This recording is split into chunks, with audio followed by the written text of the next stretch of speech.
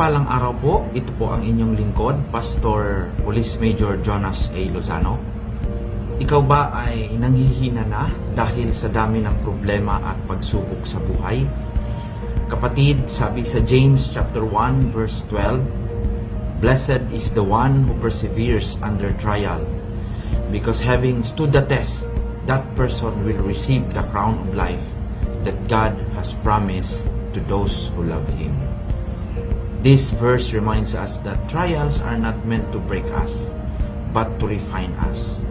Kailangan lang natin magpursigi at magpatuloy.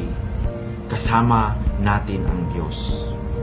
Perseverance is about maintaining our faith and love for God even when things are difficult. Ang pangako niyang crown of life, gawin nating motivation at magsilbi itong inner peace natin at lakas. Itong mga pagsubok sa buhay, gawin natin mga oportunidad sa paglago at pagpapakita ng ating tiwala sa Diyos. Let us pray.